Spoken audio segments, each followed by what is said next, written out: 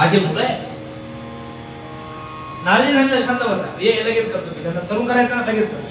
आता नारजी फुगीरपणामध्ये हे वेदवेदांत वैशिष्ट्य गीता पाठी मुर्मू मुर्मू म्हणजे पुन्हा पुन्हा गीता पाठ करायला लागले, पुन्हा पुन्हा वेदवेदांत वैशिष्ट्य म्हणजे ज्ञानवैराग्य. गीता पाठ सुरू झाला की ज्ञानवैराग्य कुठे येते, चपला कुठं घालायला लागले, गीता पाठ संपला की पुन्हा पडायचे.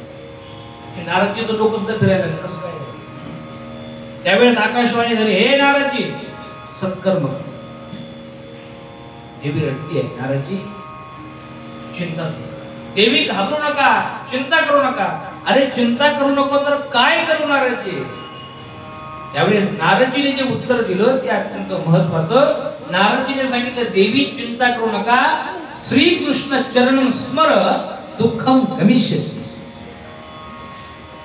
भगवान श्रीकृष्ण परमात्म्याच्या चरणाचं स्मरण करा, दुःख निघून जाईल. हे नारद.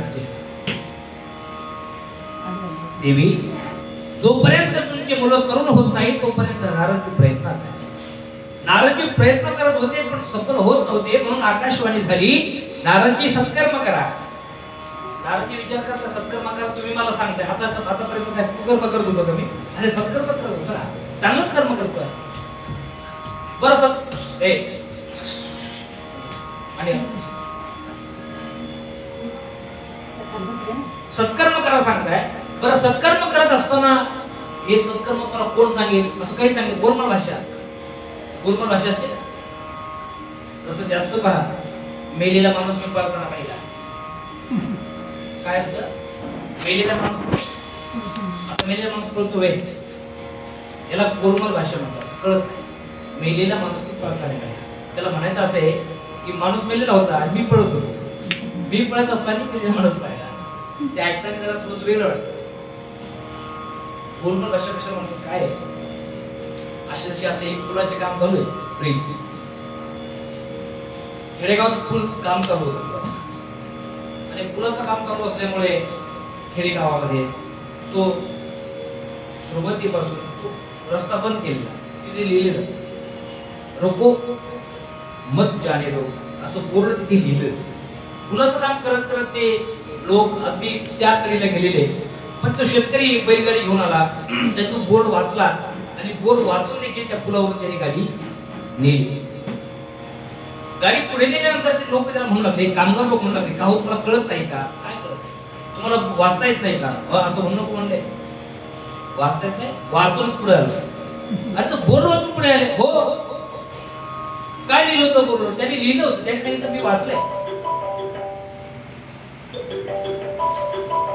मी वाचलंय त्या बोर्डवर. आणि तो बोर्ड वाचून पुढे आला. काय लिहिलं होतं? त्याने सांगितलं, त्याच्यावर असं लिहिलं होतं की रोको मत जाने दो. त्यावर लिहिलं काय होतं? शब्द हेच होते पण थांबायचं पुढे होतं, हे महत्वाचं आहे. त्याच्यावर लिहिलं असं होतं रोको मत जाने दो, पण यांनी वाचताना असं वाचलं की रोको मत जाने दो. याला आपण बोलमाल भाषा. तसं नारदजी सत्कर्म करो, पण हे सत्कर्म तुम्हाला कोण सांगेल हे सांगितलं नाही. पण नारद सांगतात, माझं परम भाग्य आहे ज्या जी तुम्ही सनातन सनातन कुमार 4 भाऊ आणि महान संत मला भेटले आहेत. हे संत तुम्ही आहात, तुम्ही मला याचा काहीतरी मार्ग सांगा. त्या ज्ञान वैराग्याला करून करण्याकरता तुम्हीच काहीतरी मला मार्ग सांगू शकाल. सगळ्यात दिवस म्हणतात, नारद एवढ्यासाठी एवढी काय चिंता करायची? नारदजी म्हणतात, मी मरायला लागलो हे गीता पाठ करून करून. तुम्ही म्हणतात काय म्हणजे? सनकादिक ऋषीने सांगितलं, नारदजी याच्यावर अगोदरच उपाय आहे. अगोदर उपाय आहे, नारदला माहित नाही, मला माहित नाही. असा कोणता उपाय आहे? सोपा आहे म्हणजे श्रीमद भागवत कथा करा, ज्ञान वैराग्य करून. कशी होती? नारदजीने सांगितलं, मला काय विश्वास बसला ना तुझ्या वाक्यावर? अरे मी गीता पाठ केले, वेद वेदांचा घोष केला, तरी ते करून झाले नाही. तुमच्या भागवताने काय होणार? सनकादिक ऋषी सांगतात, नारदजी असं तसं नाही भागवत. नारदजी भागवताने म्हातारे झालेले तरुण होतात तवल नाही. अरे पिशाच्या योनीमध्ये गेलेले सुद्धा मुक्त होतात, ही भागवताची महती आहे. नारद सांगतात पटेना. सनकादिक ऋषी सांगतात तुम्हाला पटेना, त्याच्यासाठीच आम्ही आलो, आम्ही समजून सांगतो तुम्हाला कसं कसं येते. मग ऐका. त्यावेळेस सनकादिक ऋषी नारदजींना कथा सांगतात. ती कथा 7 दिवस, इथून पुढे ही कथा सुरू. 7 दिवसाची ही जी परंपरा आहे, ही 7 दिवसाची ही जी हा जो विधी आहे, ही परंपरा इथून सुरू झालेली. सनकादिक ऋषींनी नारदजींना जी कथा सांगितली ती अगोदर 7 दिवसाची आहे. म्हणून जर कोणी प्रश्न केला, हजारो वर्षाचं सत्र जे भागवत कथेत आहे ते 7 दिवसापासून कधीपासून सुरू झालं, तर पहिल्यांदा सनकादिक ऋषींनी नारदजीला सांगितलं. आणि मग नारदजीला कथा सांगत असताना सनकादिक ऋषी सांगतात, नारदजी काळजी करू नका, म्हणजे ही कथा पुण्य प्रदान करणारी आहे, वृद्धांना करून करणारी आहे, पिशाच योनीमधून सुटका करणारी आहे. यत् फलं नास्ति तपसा न योगेन समाधिना तत्फलं लभते सम्यक् कलौ केशव कीर्तनात्, कलौ केशव कीर्तनात्. महाराज सांगतात, नारदजी जे फळ कलियुगामध्ये यत् फलं नास्ति तपसा, तप करून मिळत नाही, न योगेन योगाने मिळत नाही, समाधिनः जे फळ समाधीने मिळत नाही, तत्फलं लभते सम्यक लभते लवकर प्राप्त होतं, कलौ केशव परमात्म्याच्या नावाची परमात्म्याच्या हरिकथे. आणि म्हणून सनकादिक ऋषी कथा सांगतायत, जयति जगति माया यस्य कायामदवस्ते वचन रचनमेकं केवलं चाकलय्य ध्रुवपवनपियातो यत्कृपातो ध्रुवोऽयं सकल कुशल पात्र ब्रह्मपुत्र नतास्मी. ज्यावेळेस सनकादिक ऋषी नारदजीला कथा सांगतायत, त्यावेळेस भक्ती महाराणे ताताथया करत तिथे नाचायला लागले, नाचत इतके. आणि सगळी कथा ऐकत पहा, घात घात निवारी उभा राही सदाद्वारी, एका जनार्दनी नामासाठी धावे भक्ताची पाठी. नाम भक्ती आहे. आणि म्हणून ज्यावेळेस सनकादिक ऋषी 7 दिवसाची कथा सांगतायत, त्यावेळेस भक्ती महाराणे आणि ज्ञान वैरागी ही कथा ऐकतात, हे आलेले ऐकतात. ब्रज के नंदलाला श्री राधा जी के सावरिया, सब दुख दूर हुए जब तेरा नाम लिया, मीरा पुकारे तुम्हें गिरधर गोपाला, बन गया अमृतमय विष का भरा प्याला, विष का भरा प्याला कौन मिटावे उसे जिसे तूने राख लिया, सब दुख दूर हुए जब तेरा नाम लिया, जब तेरे गोकुल में आई विपदा भारी, एक इशारे पे सारी विपदा हारी, सारे विपदा हारी. मुड़ गयो गोवर्धन जिसे तूने उठा लिया, सब दुख दूर हुए जब तेरा नाम लिया, नैनों में शाम बसे मन में बनवारी, सुध बिसराय गई मुरली की धुन प्यारी, मुरली की धुन प्यारी. मेरे मन मंदिर में रास रचाओ रसिया, सब दुख दूर हुए जब तेरा नाम लिया. ब्रज के नंदलाला श्री राधा जी के सावरिया, सब दुख दूर हुए जब तेरा नाम लिया. जय जय श्री राधेश. ज्यावेळेस कथा सुरू होते, सूर्य महाराज सांगतात, सनकादिक ऋषी नारदजींना कथा सांगायला लागले, त्यावेळेस कोण कोण आलं. भाग्यतयेन बहुजन्म समर्जितेन सत्संगम जलभते पुरुषो यदा वै अज्ञान हेतुकृत मदंधकार नाश विदाय ततोदयति विवेकः. भृगुर वशिष्ठ वनश्य गौतमो मेधातिथिर देवल देवरातो रामस्तथा गाधिसुतस्य शाकरो मृकुंड पुत्रात्रि पिप्लादः. योगेश्वरो कोण कोण आलं पहा, योगेश्वरो व्यास पराशरो छायाशुको जाजलिचुक मुख्याः ते सर्वेपि मुनिगणः फक्त मुलीला नाही आल्या, कोणाला भृगु वशिष्ठ देवन गौतम मेधातिथी तर देव राहतो रामस्ता गाधी सुतः शाकल मृकुंड पुत्रात्राची पिपिल्ला गहा. फक्त कथा ऐकण्याकरता साधू आणि मुनी आले असं नाही, सहपुत्र आणि सहशिष्याहा. म्हणजे हे मुनिगण ऋषी आपल्या बायकांसोबत म्हणजे आपल्या पत्न्यांसोबत, आपल्या मुलांसोबत आणि आपल्या शिष्यांसोबत सहकुटुंब तिथे आलेले आहेत. आणि हे सर्वजण तिथे आल्यानंतर एवढी कथा रंगायला लागली, एवढा आनंद येऊ लागला सनकादिक ऋषींना. कारण कथेमध्ये ज्यावेळेस साधू संत येतात, महंत येतात, ऋषीगण येतात, त्यावेळेस वक्त्याला सुद्धा आनंद येतो. आणि मग सगळ्यांनी महाराज जय घोष केला. जय शब्दो नमः शंख शब्द सथैवच सदा सेव्या श्रीमद भागवती कथा यस्य श्रवण मात्रेण हरिश्चेत्तम समाश्री. महाराज सूत महाराज सांगतात ही भागवत कथा एवढी श्रवणीय आहे, एवढी पुण्यदायी आहे, पुण्य प्रदान करणारी आहे की फक्त भागवत कथेला जायचं असं मनात तरी आलं. मी काय सांगतोय, भागवत कथा श्रवण करायला आज तुम्ही गेली नाही, आणखी तुम्ही निघाले नाही, फक्त आपल्याला कथा श्रवण करण्याकरता जायचंय असं मनात तरी आलं तर मी बोलत नाही. व्यास महाराज सांगतात, अरे यस्य श्रवण मात्रेण हरिश्चित्तम समाश्रय. फक्त आपल्याला कथा ऐकायला जायचं असं मनात तरी आलं तरी कृष्ण परमात्मा अंतःकरणात विराजमान होता. हे मी बोलत नाही, व्यास महाराज बोलत आहे. आणि मग कथेला एवढा आनंद आहे. जय शब्द शंख वाजायला लागले. नारदजी महाराज, अर्जुन महाराज मृदंग वाजवतायत, उद्धवजी कांसा वाजवतायत.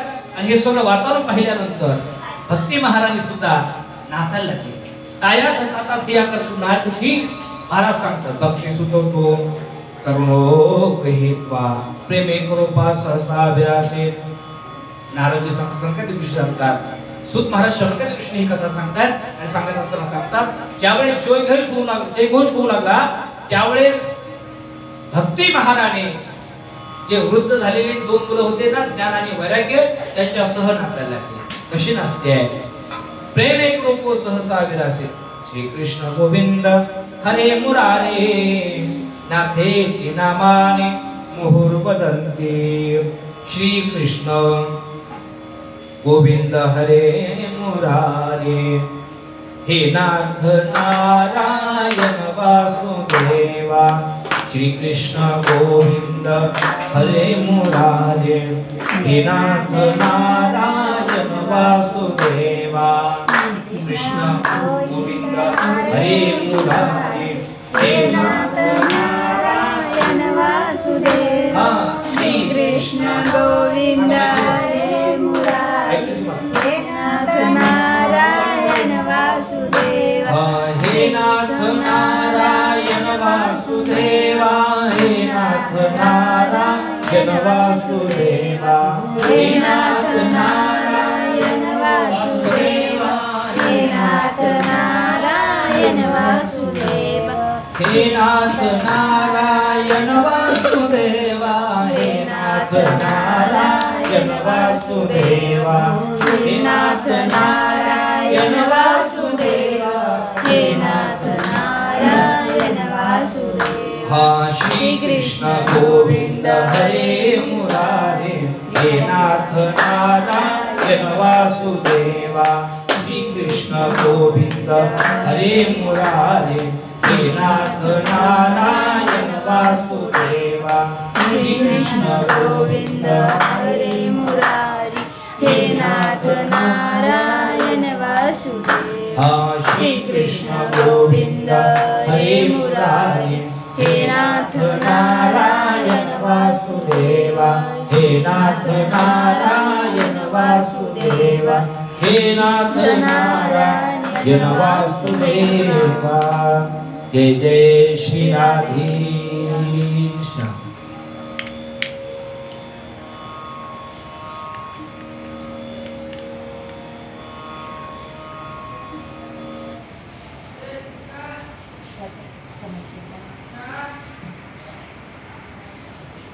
ज्यावेळेस भक्ती महाराणी आणि ज्ञानवैराग्य नाचायला लागले, सकल भुवन मध्ये निर्धन असते धन्या दिवसत्री शेषांश भक्ती रेखा हरिनिर्पित लोकम सर्वधातो विहाय प्रविशद्र देशाम श्री भक्तिपत्रो वनतः।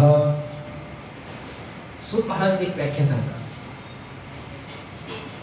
दोन शब्द प्रामुख्याने वापरले जातात व्यवहारात.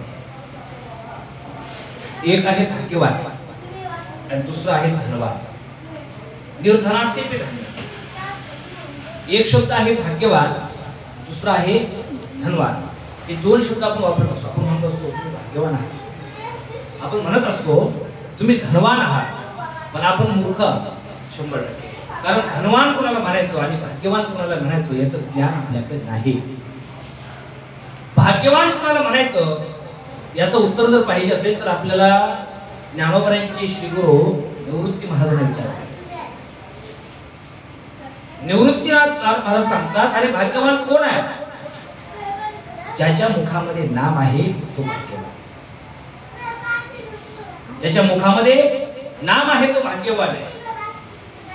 मुखी नाम सदा तोंची पै भाग्याचा.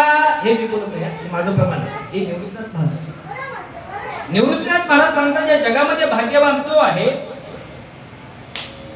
ज्याच्या मुखामध्ये नाम आहे. तयासी यमाचा धाक नाही. ज्याच्या मुखामध्ये नाम आहे तो सगळ्यात भाग्यवान आहे. ज्याच्या मुखामध्ये नाम आहे त्याला यमाचा सुद्धा धाक नाही. म्हणून जगात भाग्यवान कोण आहे? ज्याच्या मुखामध्ये निरंतर नाम आहे. आणि आता दुसरा शब्द वापरत असतो आपण प्रामुख्याने धनवान. धनवान कोणाला म्हणायचं? महाराज सांगतात, भागवतकार सांगतात धनवान कोण आहे? ज्याच्या हृदयामध्ये भक्ती आहे तो धनवान. ज्याच्या मुखात नाम तो भाग्यवान आणि ज्याच्या हृदयात भक्ती तो धनवान. हे मी बोलत नाही. बघा इथे व्यास महाराज सांगतात सकल भुवन मध्ये निर्धनास्ते बी धन्य. तो असा वरून दिसताना निर्धनच आहे. महाराज सुदामा ब्राह्मण तर वरून जर पाहिलं व्यवहाराने तर सुदामा ब्राह्मण हे दरिद्री म्हणतो आपण. सुदामा ब्राह्मण दुःखी दरिद्री पिढीला म्हणतो ना. वरून जर पाहिलं व्यवहार जर पाहिला तर सुदामा ब्राह्मण हे गरीब आहे. पण जर भागवतकाराच्या हिशोबाने जर पाहिलं, यांच्या मताने जर पाहिलं तर सुदामा महाराजांसारखे धनवान कोणी नाही. आणि त्या हृदयामध्ये भक्ती आहे तो या जगात निर्धन जरी असेल तर धनवान. आणि महाराज सांगतात ऐका नारदजी, अरे या भागवत श्रवणाने वृद्ध तरुण होतात नवल नाही. पण मी असा प्रसंग तुम्हाला सांगतो की जो पिशाची योनीमध्ये गेलेला त्यांना सुद्धा मोक्ष प्राप्त झाला. तो प्रसंग मी तुम्हाला सांगेन इतिहासाने. आणि तो पुण्य प्रदान करणार आहे. ती कथा कशी आहे? पुण्य प्रदान कर. ती कथा नारद संतांनी विषयी सांगतात, चांगली आहे. ही महात्म्याची शेवटची कथा आहे. तुंगभद्रा तटे पूर्वं नवोत्पत्तं नमोत्तमं यत् धर्म स्वधर्मेण सत्य सत्कर्म तत्पराः. एक पुराणातील इतिहास आहे. सरकारचे कृष्ण नारदला सांगतात, नारदजी इतिहासातील गोष्ट आहे. एकदा तुंगभद्रा नदीच्या काठेवर एक ब्राह्मण राहतो. त्या ब्राह्मणाचं नाव आहे आत्मदेव ब्राह्मण. विद्वान आहे. किती विद्वान? द्वितीय युव भास्कर. द्वितीय म्हणजे दुसरा सूर्य, भास्कर म्हणजे सूर्य, दुसरा सूर्य एवढं ज्ञान आहे. धनवान, ज्ञान आहे, मान सन्मान आहे. पण संतांचे कसे सांगतात गोष्ट एकच शोकांतिका एका गोष्टीची आहे, संतान प्राप्ती नाही. जी गाय आहे ती कधी व्याली नाही. समोर वृक्षाचं फळ आहे, ते वृक्ष कधी त्या फळ कधी येत नाही. झाड आहे, वृक्ष आहे, त्याला कधी फळ येत नाही. दुःखी आहे. आणि असा दुःखी असणारा ब्राह्मण, आत्मदेव ब्राह्मण एक दिवस उभा राहतात. कशासाठी? मला मुलगा पाहिजे. संकट विषयी सांगतात नारदजी, ते आत्मदेव ब्राह्मण वनात जातात, मला मुलगा पाहिजे यासाठी महाराज शोकांतिका रडतोय तो ब्राह्मण. पण ब्राह्मण तो रडत असताना एक संन्यासी समोर जात होते. त्यांची नजर आत्मदेव ब्राह्मणाकडे गेली आणि पाहिलं, अरे वनात एकटा रडतोय, एकटा रडतोय. त्या अर्थी वनात रडतोय, त्या अर्थी नक्की परमात्म्याच्या प्राप्तीसाठी रडत असावा. म्हणून संन्यासाच्या अंतःकरणात दया आली. दया सर्व भूतेषु. दया आली आणि संन्यासी महात्मा आत्मदेव ब्राह्मणाच्या समोर जाऊन उभे राहतात. महाराज कथम रोदिशी, हे विप्रत्वम, हे ब्राह्मणवा, कथम रोदिशी विसर्जम, काते चिंता बलीस, कोणती चिंता तुम्हाला आहे? अरे वदत्वम सत्वरम मह्यम स्वस्य दुःखस्य कारण, अशी कोणती चिंता तुम्हाला सतावती आहे? असं कोणतं दुःख तुम्हाला आहे? स्वस्य दुःखस्य, तुमच्या दुःखाचं कारण मला सांगा. त्यावेळेस रडणारे ब्राह्मण म्हणतात, महाराज सगळं काही आहे, फक्त दुःख एकाच गोष्टीचं आहे, मला पुत्र नाही, मुलगा नाही. संन्याशाने सांगितलं, बाबा तू बाजारातून कोणात आलाय? म्हणजे आता इथून परमात्मा फार जवळ आहे, कशाला त्या व्यवहारात बाजारात जातो म्हणले पुन्हा? अरे विवेकम तो समासात ते जे संसार वासना, अरे संसाराची वासना त्यागून टाक, विवेकाचा आश्रय घे आणि परमात्म्याची प्राप्ती कर ब्राह्मण बुवा. कशाला त्या संसारात जातोय ना? संन्याशी बुवा तुम्हाला काय करणार मुलं बाळांचं सुख? अरे मुलं ज्यावेळेस बाबा बाबा म्हणत मांडीवर येऊन बसतात, काय आनंद वाटतो माणसाला. तुम्हा संन्याशाला काय करणार ते? ठीक आहे, ठीक आहे. संन्यासी बाबाने एवढं समजावून सांगितलं आत्मदेव ब्राह्मणाला, पण ऐकण्याच्या स्थितीत आत्मदेव ब्राह्मण नाही. आत्मदेव ब्राह्मणाने सांगितलं प्रवचन देऊ नका, हे प्रवचन मी रोजच ऐकतो म्हणले आणि रोज करतोही.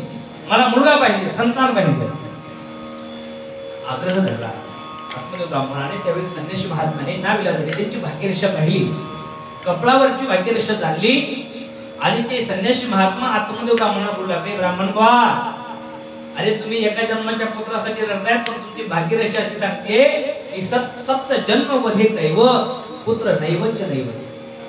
तुम्ही एका जन्मासाठी रडताय ब्राह्मण बा, पण तुमची भाग्यरेषा अशी सांगते की तुम्हाला 7 जन्मापर्यंत पुत्र प्राप्ती नाहीये.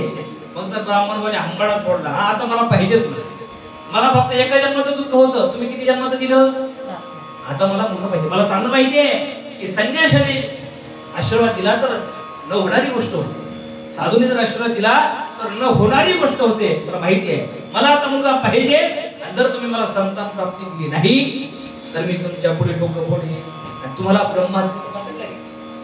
ब्रह्माची हत्या ब्रह्महत्येचं पात्र तुम्हाला लागेल. संन्याशाने विचार केला, मी काय कशाला इथे आलोय, काय म्हणतो आहे विचार केला, परत आग्रह होता आणि म्हणून संन्याशाने फळ दिलं. सांगितलं, ब्राह्मणा हे फळ घे, आणि या फळाच्या काही सूचक आहे, काही शुद्धता आहे, काही पवित्रता, काही नियम. फळ दिल्याबरोबर रडणारे आत्मदेव ब्राह्मण, आत्महत्या करणारे ब्राह्मण, वा संत असावे तर तुमच्यासारखे, वा संत असं असणार लोकांचं. चांगलं झालं तर मग ओके, तुमच्यासारखं कोणी नाही. संतांना फळ दिल्याने सांगितलं तुमच्या पत्नीला द्या, याचे काही नियम आहेत, खरं बोलावं, खरं चालावं, सत्यम वद सत्यम चर, काही नियम सांगितले. ब्राह्मणाने नमस्कार केला, फळ घेतलं, घरी गेले आणि एवढा आनंद होता आत्मदेव ब्राह्मणाला, वा एवढ्या दिवसापासून प्रतीक्षा आहे, गाय कधी व्याधी नाही, संतान कधी नाही, आता नक्की साधूचा आशीर्वाद आहे, संतान प्राप्त होणार. आता बायकोला किती आनंद होणार असं ऐकल्यानंतर. हे आत्मदेव ब्राह्मण म्हणजे आत्मा, बरं हे लक्षात घ्या. आत्मदेव ब्राह्मण म्हणजे आत्मा, आणि त्याची बायकोची धुंदिली नाही ही बुद्धी. धुंदिलीला आत्मदेव ब्राह्मणाचं कधी पटतच नाही, नाही पटत मला. आत्मदेव ब्राह्मण भोळे वाळे, त्यांना असं वाटतं पत्नीला ठीक आहे सगळं, नाही. भोळे वाळे आत्मदेव ब्राह्मणाची फळ घेऊन जातात आणि आवाज देतात, देवी, असं वाटलं होतं देवी पडत येईल, धावत येईल, बोला, अरे सुनती हो, अरे ऐकते का? लवकर तर आलीच नाही धुंदिली, पण थोड्या वेळात आली, बोला बोला काय म्हणताय बोला. अरे का संन्यासी महात्म्याने फळ दिलंय आणि सांगितलं की या फळ खाल्ल्यानंतर तुला संतान प्राप्ती होणार. धुंदिलीने सांगितलं, आवाज अशी देत होती की जसे 9 लाखाचा हार आणलाय. काय म्हणले, फळ कोणत्या संन्यासी दिले, कोणत्या साधू शुद्ध बाबांनी दिले म्हणले? अरे फळाने पुढे पुत्रप्राप्ती होते का? पण विचार केला, आपण जर जास्त बोललो तर आपल्या पण देवाला बरं वाटणार नाही, आणि मग त्यांना समाधान वाटावं म्हणून ते फळ घेतलं. पण सरकारचे कृषी सांगतात, नारदजी तिने खाल्लं नाही. आत्मदेव ब्राह्मणावर विश्वास नव्हता ना तिचा, नाही खाल्लं तिने. पण थोड्याच वेळानंतर तिची मैत्रीण दिसली. मैत्रीण आल्याबरोबर महाराज धुंदलीने तिला बसवलं, लगेच सांगितलं, म्हणले कोणता संन्यासी आहे, कोणता साधू बाबा काय माहित, म्हणले यांना भेटला, त्यांनी फळ दिलं, सांगितलं फळापासून पुत्रप्राप्ती होणार. मैत्रीण चांगली होती, तिने सांगितलं अरे असू शकतं, जेवढे वाईट लोक आहेत तेवढे चांगले लोक आहेत, असू शकतात चांगले सण. आणि फळ आहे ना, काय आहे खाण्याकरता काय दिलंय, पण खाऊन पहा ना, झालं तर समाधान होईल, नाही झालं तर फळ आहे, त्याने साईड इफेक्ट थोडी होणार आहे काही, खाऊन. तिने सांगितलं माझ्यावर काही विश्वास नाही, पण तू माझी मैत्रीण आहे, तू म्हणते तर मी खाते, मी तर खाणार नव्हते पण तू म्हणते तर मी खाते म्हणले. पण मी असं ऐकलंय की गरोदर महिला म्हणजे गरोदर स्त्री जास्त पडू शकत नाही, प्रॉपर रेसमध्ये भाग घ्यायचा, प्रॉपर पळायचंय म्हणले, स्पर्धेमध्ये भाग घ्यायचा. ते म्हणजे स्पर्धेमध्ये भाग घ्यायचा नाही, पण जर एखाद्या वेळेस आपल्या गावात चोर आले, हा आपल्या गावात जर चोर आले तुम्ही सगळे पळाल म्हणले, आणि मला पळता येणार नाही म्हणून मी फळ खाणार नाही. मैत्रिणी समजावून सांगितलं, तिने सांगितलं ठीक आहे पण हे सोड, तू म्हणते तर खाते, पण मी असं ऐकलंय की गरोदर स्त्रीला घरातले काम जास्त करता येत नाही. हा ठीक बरोबरच आहे. एक काम करा, अरे कोणीतरी, अरे तुम्ही धनवान आहात, सगळं तुमच्याकडे आहे, एखादी कामाला बाई ठेवून घ्यायची नाही. एक काम करा म्हणजे संतान झाल्यानंतर नणंदबाईला बधाई द्यावी लागते नणंदबाई. एक काम करू म्हणले, मुलगा होण्याच्या अगोदर नणंदबाईला करून घे, काम करून घ्यायचं, काम होईल आणि बधाई देता येईल. तिने सांगितलं तुला माहिती माझी नणंद महाचुक्ती आहे, 2 महिने तरी माझ्या घरात आली तर काही ठेवणार नाही. मी कोण सांगतो ही धुंदिली, ही बुद्धी, ही महाराजांना चांगलं पटतच नाही, भयंकर बुद्धी. तिने महाराज एवढं समजावून सांगितलं, तिने अरे तू सांगते म्हणले ठीक आहे, पण माझं असं म्हणणं आहे, मी असं ऐकलंय की शुकदेव भगवान आईच्या गर्भात 12 वर्ष राहिले होते. मैत्रिणीने सांगितलं हा हे मी तर मी ऐकलेलं. तिने सांगितलं शुकदेव भगवान 12 वर्ष राहिले, माझा मुलगा 2 वर्ष जरी शिल्लक राहिले तर मी जिवंत राहणार नाही, मी खाणार. मैत्रिणी कंटाळी सांगितलं बाई तुला जे करायचं ते कर, निघून घे. पण थोड्याच वेळानंतर तिची सखी बहीण तिथे आहे.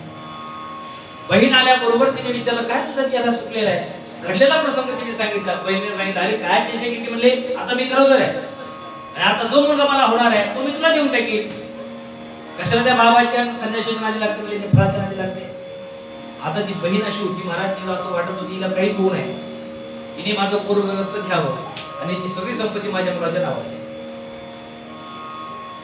आणि बुद्धी जी असते ना, बुद्धी बुद्धीने हिला महाराज दुसऱ्याच चांगला आहे, म्हणजे दुसरे जे सांगतात ना त्यांचं पडतो महाराज चांगल्या लक्षात येत. तिने सांगितलं वा बहीण होतो तिने देश, आणि एका क्षणात तुम्हाला सगळी शंका दूर केली. म्हणून माझ्या पतीला जर कळलं तर काही काळजी करू नको, त्यांचा प्रश्न आपण. आणि राहिला प्रश्न फळाचा, तर तुझ्या गाईला काही होत नाही म्हणले, हे फळ गाईला देऊन दे, त्या फळाची परीक्षा होईल आणि तुला मुलगा मिळेल, झालं सगळं सुख झालं. वा. काही दिवसानंतर महाराजांनी गरोदर असण्याचं नाटक केलं, पतीला सांगितलं वा वा त्या फळाचा फायदा होतोय. पण ज्यावेळेस ती गर्भवती, तिला मुलगा झाला, रात्रीच्या अंधकारामध्ये आणून दिला, आत्मदेव ब्राह्मण घोडे बाळे यांना पटलं, ते मुलगा झाला म्हणून सगळा आनंद झाला. एवढ्या दिवसापासून संतान नव्हती, मुलगा झाला, आनंद झाला. आणि ठीक त्याच्या 6 महिन्यानंतर जे फळ गाईला दिलं होतं त्या फळापासून सुद्धा मुलगा झाला. त्याचे कान गाईसारखे होते म्हणून आत्मदेव ब्राह्मणाने त्याचं नाव गोकर्ण ठेवलं. गोकर्ण पंडितो ज्ञानी धुंदुकारी महाखल. आत्मदेव ब्राह्मणाने गाईच्या पासून झालेला तो गोकर्ण म्हणजे गाईसारखे कान म्हणून गोकर्ण ठेवलं. आणि आता जो मुलगा होता झालेला त्याचं नाव ठेवलंय ना, त्यावेळी धुंदुली सांगता वा 9 महिने 9 दिवस मी वाढवावं गर्भामध्ये, नाव तुम्ही ठेवावं, मी ठेवणार नाव. आत्मदेव सांगितलं तू ठेव. तिने सांगितलं माझं नाव धुंदुली ना, माझ्या मुलाचं नाव धुंदुकारी. आणि मग धुंदुकारी. आता 2 मुलं आत्मदेव ब्राह्मणाला, एक धुंदुकारी आणि एक गोकर्ण, गाईपासून झालेला गोकर्ण. पण सनकादिक ऋषी सांगतात नाराजी दोघेही मोठे झाले, पण एक विख्यात आणि एक कुख्यात. जो गाईपासून म्हणजे संन्याशाने दिलेल्या फळापासून झाला तो गोकर्ण पंडित हो ज्ञानी, पंडित झाले, ज्ञानी झाले. आणि जो धुंदुकारी आहे तो महाखल, चोऱ्याकडून महाखल हा म्हटलेला आहे. महाखल याच्यापेक्षा मोठी उपमा. एवढा भयंकर चोऱ्या करू लागला, एवढे भयंकर डाके टाकू लागला, दारू पिऊ लागला. एवढंच नाही, या धुंदुकारीने नंतर वेश्या ठेवल्या. आईला मारायचं तो धुंदुकारी, आईला मारायचं. सांग माझ्या पित्याने कुठे धन ठेवलाय, तुला माहिती आहे सांग. पण एक दिवस आई कंटाळली या सगळ्या त्रासाला आणि सनकादिक ऋषी सांगतात, नारदजी रात्रीच्या अंधकारामध्ये आईने एका विहिरीमध्ये उडी. आता घरामध्ये फक्त पिता आतमध्ये ब्राह्मण आहे, बापाला सुद्धा हा धुंदुकारी फार त्रास दिला. एवढा त्रास झाला आत्मदेव ब्राह्मणाला. ब्राह्मण आहे आत्मदेव ब्राह्मण, विद्वान आहे तिथे भास्कर दुसरा सूर्य आहे. आणि ब्राह्मणाच्या घरी जर असं ही कृत्य व्हायला लागलं तर काय राहील. आत्मदेव ब्राह्मण पुन्हा गृहं त्यक्त्वा वनं गतः.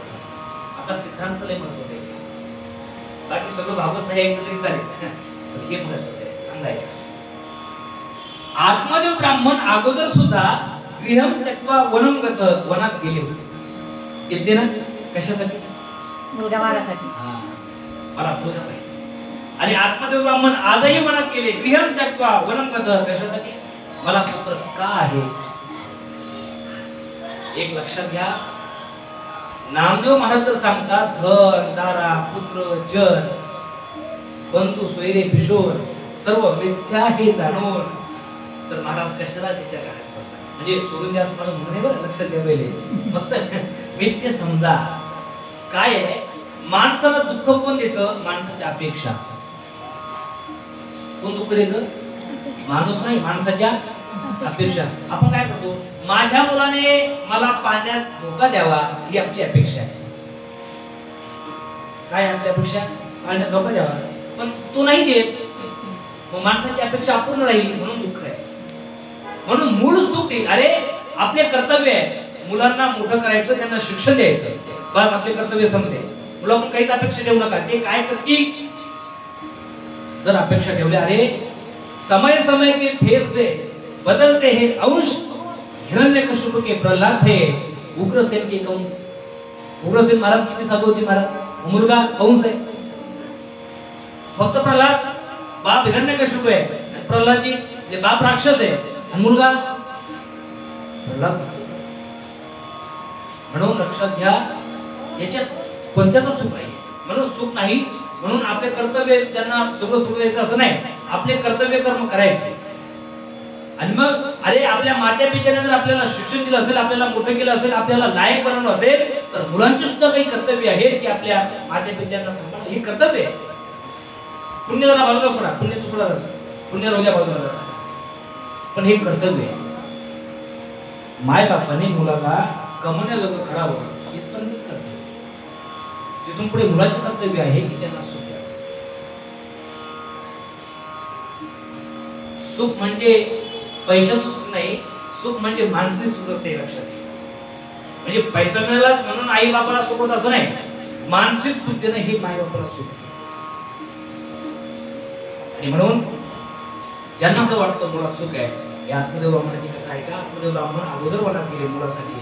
आता आत्मदेव ब्राह्मणाला महाराज चिंताच नको होती, आता वा वा सुखच सुख आहे. तर आत्मदेव ब्राह्मण पुन्हा गेले. मग नाही मिळू शकत धन, धर्मी सुख देऊ शकत नाही, दारा आहे का? नाही देऊ शकत. अरे भृतहरी राजा भृतहरी, त्या राजा भृतहरीला एक फळ दिलं होतं. तुम्ही कथा ऐकली असेल, पण कथा ऐकत असताना मी सांगितलं कथा कानं कुठे ठेवले पाहिजे. त्या भृतहरीला फळ दिलं, ते फळ त्याचं बायकोवर प्रेम होतं म्हणून ते फळ त्याने बायकोला दिलं. ही जगत असेल. आता बायकोचं तरी त्याच्यावर प्रेम असायला पाहिजे. बायकोने ज्याच्यावर प्रेम केला दिलं, त्याचं देखील तिच्या राणीवर प्रेम असायला पाहिजे होतं. त्याचं सुद्धा एका काम करणाऱ्या बायकोवर प्रेम, त्याने फळ दिलं. काम करणारी जी होती तिला असं वाटलं आपण फळ खाऊन अमर होण्यापेक्षा आपला राजा जर अमर झाला तर राजा अमर होईल ना, म्हणून त्या काम करणाऱ्या बाईने ती फळ घेतलं, राजाच्या हातात दिलं. मग राजाला कळालं अरे हे फळ तर मी राणीला दिलं होतं, पण माझ्याकडे कसं. पण ज्यावेळेस कळालं की हे सगळं थोतांड आहे, हे जग सगळं थोतांड आहे, खोटं प्रेम आहे, त्यावेळेस ते राजाचे शब्द आहे धिक्तांच तांच मदनंच इमामच मानच. राजा म्हणतो धिक्कार आहे या प्रेमाला की ज्याच्यावर मी प्रेम केलं त्याचं सुद्धा माझ्यावर प्रेम नाही. आणि म्हणून तो राजा होता आणि राजालाही तो विरक्त होता. त्या राजाला जेव्हा कळालं त्या राजाने लगेच राज वैभव सोडून दिलं आणि संन्यासाचे कपडे धारण केले आणि संन्यासाचे कपडे धारण करून पहिली भिक्षा त्याच्या बायकोलाच मागितली राणीला, माते भिक्षा देही. हे घेतलं पाहिजे कधी ते घेण्याचं काय वाटलं असेल त्या राणीला. त्याने शब्द जी बायको आहे बायकोलाच आई म्हणून भिक्षा मागितली किंवा वैराग्य तयार करतात. वैराग्य म्हणजे एवढं सगळं बोलायचं नाही, हे जर महाराज घेत आणि म्हणून आत्मयोगामान दुःखी होता अगोदर हे आणि आता मुलगा प्राप्त झाला तरी दुःखी आहे. त्या गोकर्णा या धुंदुकारीने एवढा त्रास दिला महाराज. नंतर त्या धुंदुकारीने 5 वेश्या घरात आणल्या आणि एक दिवस या धुंदुकारीने राजाच्या घरी चोरी केली. त्या वेश्यांना असं वाटलं राजाला जर कळालं की याने धुंदुकारीने चोरी केली तर राजा धुंदुकारीला तर मारीलच, पण आम्हाला आपल्याला सुद्धा सोडणार नाही. म्हणून त्या वेश्याने या धुंदुकारीला बांधलेलं आहे. पॉट असेल त्या पॉटला बांधलं काय असेल त्याला बांधलं आणि खालून आग लावली, आग विस्त आणि त्या विस्तवावर त्या धुंदुकारीला जाळलं. पण एवढा पापी होता तो ज्यावेळेस गेला मेला जळाला त्यावेळेस त्याला पिशाच योनीमध्ये प्राप्ती झाली, त्याला पिशाच योनी मिळाली. पण हे सगळं होत असताना जो गायीपासून झालेला गोकर्ण होता ना तो गोकर्ण महाराज तीर्थाटन करत होते, तीर्थयात्रा, आणि ते योगायोगाने बौद्ध गयाला होते, गयेमध्ये होते. आणि असं आहे की गयामध्ये श्राद्ध केले की तिथं संतुष्ट होते. म्हणून गयेमध्ये श्राद्ध केलंच पाहिजे. पिंडदान म्हणतो ना आपण, पिंडदान हे गयेमध्ये जाऊन केलंच पाहिजे. काशी असेल, इलाहाबाद, प्रयागराज, तर गयेचं फार महत्व आहे. त्यावेळेस गोकर्ण माझ्या कानावर वार्ता आली की आपला भाऊ गेलेला आहे, म्हणून त्याच्या निमित्ताने श्राद्ध करावं म्हणून गोकर्ण महाराजांनी श्राद्ध केलं. आणि बऱ्याच दिवसानंतर ते घरी आले. घरी आल्यानंतर पाहिलं तर घरी पिता नाही, माता नाही, आपला भाऊ तर गेलेला आहे. म्हणून रात्रीच्या अंधकारामध्ये बाहेर घराच्या बाहेर झोपले आणि झोपलेले असताना हा जो धुंदुकारी होता पिशाच योनीमध्ये गेलेला हा भटकत होता. कधी गाईचं रूप धारण करायचा, कधी रेड्याचं, कधी कुत्र्याचं, कधी मांजराचं. गोकर्ण महाराज घाबरले, कोण आहे? पाणी घेतलं आणि पाणी शिंपडल्यानंतर असं विचारलं कोण आहेस? त्यावेळेस ती पिशाच योनीमध्ये गेलेला धुंदुकारी म्हणतो, महाराज अहम भ्राता तुदीयस्मी धुंदुकारीति नामतः. मी तुमचा भाऊ आहे धुंदुकारी. हा धुंदुकारी आहे, पिशाच योनीमध्ये काय करतोय? महाराज मी पापी आहे. पापी? अरे तू कितीही पापी असला तर मी श्राद्ध केले ना, गयेमध्ये श्राद्ध केल्यानंतर तुला मोक्ष प्राप्त व्हायला पाहिजे होता. धुंदुकारीने सांगितलं मी असा तसा पापी नाहीये, मी प्रथम श्रेणीचा पापी आहे, प्रथम क्रमांकाचा पापी आहे. अरे तू कितीही क्रमांकाचा असू दे, गयेमध्ये श्राद्ध केल्यानंतर तुला मुक्तीच प्राप्त व्हायला पाहिजे होती, का भरकटतोय? आता इथे प्रश्न असा निर्माण होतो, गयेमध्ये श्राद्ध केल्यानंतर मोक्ष मिळालाच पाहिजे, मग धुंदुकारीला का मिळाला नाही? त्याचे कारण आहे. काय असतं महाराज, ज्यावेळेस आपण ते पिंडदान करतो ना त्यावेळेस ब्राह्मण आपलं गोत्र विचारतो. काय विचारतात? गोत्र विचारतात. आणि मग आता हे गोकर्ण महाराजांना गोत्र विचारायचे. आता हे गोत्र सांगत असताना आत्मदेव ब्राह्मणाचं सांगायचं, पण धुंदुकारी हा आत्मदेवाचा नव्हताच ना. धुंदुकारी जो होता हो धुंदुरीच्या बहिणीचा होता मुलगा. आणि मग गोत्र विचार हे गोकर्ण महाराजांना माहित नसलेलं, एकूणच माहित नव्हतं ना. गोकर्ण महाराजांना माहित नसल्यामुळे गोकर्ण महाराज गोत्र म्हटले की ते आत्मदेव ब्राह्मणाला सांगायचे. आणि गोत्र चुकीचं सांगितल्यामुळे विधी चुकीचा झाला आणि विधी चुकीचं झाल्यामुळे धुंदुकारी महाराजांना मोक्ष प्राप्त झाला नाही. हे काय करावं? अरे गयेमध्ये श्राद्ध करून तुला जर मोक्ष प्राप्त झाला नाही तर याला पर्याय काय आहे असं विचार करत होते. त्यावेळेस आकाशवाणी झाली आणि आकाशवाणीने सांगितलं, महाराज सूर्य भगवंताला विनंती, धन्य भागवती वार्ता प्रेत पीडा विनाशिनी सप्ताहोपी तथा धन्य कृष्ण लोक फलप्रद. धन्य भागवती वार्ता. सूर्य भगवंताला नमस्कार केला. गोकर्ण महाराजांनी काय करावं याला मोक्ष प्राप्त करायचा आहे, मुक्ती प्राप्त करायची आहे, त्यावेळेस सूर्यभास्कराने सांगितलं धन्य भागवती वार्ता, अरे भागवत धन्य आहे, ती कथा धन्य आहे, ती कथा तुम्ही त्यांना सांगा. आणि म्हणून प्रेत पीडा विनाश करणारी ही श्रीमद भागवताची कथा धन्य आहे म्हणले. श्रीकृष्ण धामाची प्राप्ती करून देणारी ही कथा आहे. अरे हीच कथा ऐकून, हीच कथा ऐकल्यामुळे परिणाम असा झाला, महाराज अयोध्या वासिनः सर्व यथा रामेण संगतः तथा कृष्णेन ते नीता भूलोकं योगिते. आणि मग ज्यावेळेस सूर्य भागवताने सांगितलं की तुम्ही भागवताची कथा सांगा, त्यावेळेस गोकर्ण महाराजाने सुंदर अशा प्रकारचा भंडार दिला, मंडप दिला, सुंदर अशा प्रकारची व्यवस्था आहे. सगळे साधू लोक, गावातील सगळे लोक त्या मंडपामध्ये आलेले आहेत, मंडप मध्ये आलेले आहेत, कथा ऐकण्याकरता आलेले आहेत. आणि आता गोकर्ण महाराज श्रीमद भागवत कथा सांगतात. गोकर्ण महाराज भागवत कथा सांगत असताना सनकादिक ऋषी सांगतात ते वेळू होता, वेळू त्याला बांबू म्हणतात, 7 गाठीचा. आणि त्या 7 गाठी असलेल्या बांबू मध्ये येऊन धुंदुकारी महाराज बसले कथा ऐकण्याकरता. 7 दिवस कथा झाली. पहिल्या दिवसामध्ये पहिली गाठी वेदन झाली, दुसऱ्या दिवसामध्ये दुसरी गाठ तुटली त्या बांबूची. अशा 7 दिवसामध्ये 7 गाठी तुटल्या आणि 7व्या दिवशी दिव्य रूप प्रकट झालं. आणि पाहिलं तर कोण आहे? महाराज धुंदुकारी आहे. अहम राहता तुम्ही, एवढं दिव्य रूप प्रकट झालं. हे फक्त भागवत महाराज 7 दिवसामध्ये या धुंदुकारीने कथा ऐकली. परिणाम असा झाला की देवाचं दिव्य विमान देण्यात आलं. कुणाला? विमान. ते विमान खाली आल्यानंतर गोकर्ण महाराज विचारलं कुणासाठी आहे? जे धुंदुकारी महाराज आहेत ना त्यांच्याकडे. गोकर्ण महाराज सांगितलं असं हे भेदभाव कधीपासून करायला लागले तुम्ही? कथा ऐकण्याकरता का धुंदुकारीत बसलाय का? कथा ऐकण्याकरता हजारो लोक बसलेले आहेत, तुम्ही विमान एक घेऊन आले. मी अपेक्षा करत होतो की हजारो विमान येतील सगळ्यांना नेण्याकरता, तुम्ही एक काय घेऊन आला? त्यावेळेस देवदूताने सांगितलं महाराज कथा ऐकण्याकरता जरी 1000 आलेले असते ते कथा फक्त धुंदुकारीनेच आहे. विषय असा आहे, कथा ऐकण्याचा भेद. धुंदुकारीने कथा ऐकली त्याचं कारण असं होतं की तो पिशाच योनीमध्ये गेला होता ना, त्याला उत्कंठा एवढी होती की मला या योनीतून बाहेर जायचं आहे, मला मोक्ष प्राप्त करायचा आहे, कारण कष्ट होते.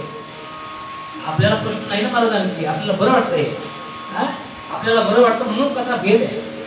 धुंदुकारीला एवढी प्रचंड इच्छाशक्ती होती, तीव्रता एवढी भयंकर होती की त्याला असं वाटत होतं की मला मुक्तीच पाहिजे, म्हणून कथा श्रवणही तसा करत होता. म्हणून विमान त्याला देण्याकरता आलं. बाकीचे महाराज कथा ऐकण्याकरता आले म्हणून कथा सुरू झाली म्हणून आली. आणि ज्यावेळेस असं कळालं त्यावेळेस गोकर्ण महाराजांच्या लोकांना सांगितलं अरे विमान तुमच्याकडे यावं असं वाटत असेल तर चांगली कथा ऐका, म्हणून पुन्हा सत्र केलं. आणि पुन्हा महाराज 1000 लोकांची कथा आहे. 1000 हा शब्द असा आहे अध्यात्मामध्ये की हजारो लोक. आणि महाराज सगळ्यांनी कथा एकनिष्ठेने ऐकली. परिणाम असा झाला की हजारो विमान आले आणि सगळे गेले. कसे? जसे अयोध्या वासीन सर्व प्रभू रामचंद्रांनी जसे अयोध्यावासी आपल्या लोकात घेऊन गेले होते, तसे कृष्ण परमात्मा गोलोकम योगी दुर्लभम, योग्यांना देखील गोलोक दुर्लभ असणारा गोलोक, त्या गोलोक धामामध्ये सगळ्या लोकांना घेऊन गेले. ही कथा आहे, ही श्रीमद भागवत. म्हणून लक्षात घ्या, भागवत कथा म्हाताऱ्या माणसाला तरुण करते नवल नाही, पिशाच्य योनीमध्ये गेलेल्या सुद्धा श्रीमद भागवत कथा ही मुक्ती प्रदान करते. म्हणून काही लोक म्हणतात आता आम्हाला मंडळी अशा नाही का ज्याला काही करायचं नसतं तो अनेक कारण करतो. काही आमचं असं मत असतं, जे लोक ऍक्सिडेंट असेल, आत्महत्या असेल,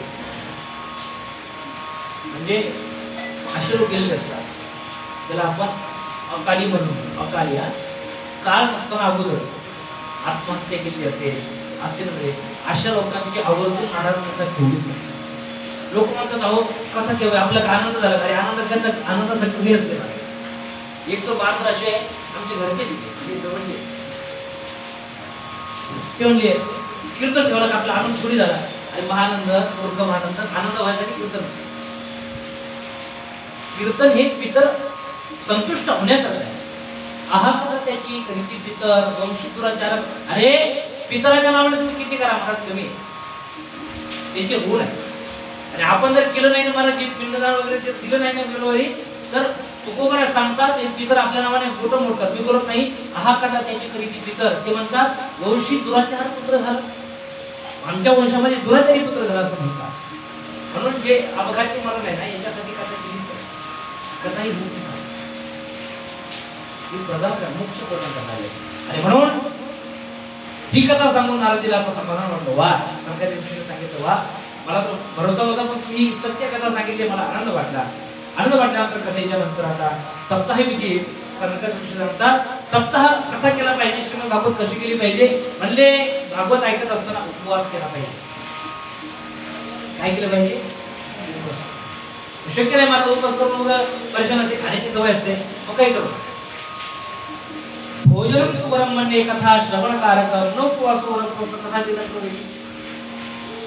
संख्याच्या दिवशी सांगतात 2 टाइम उपवास करा.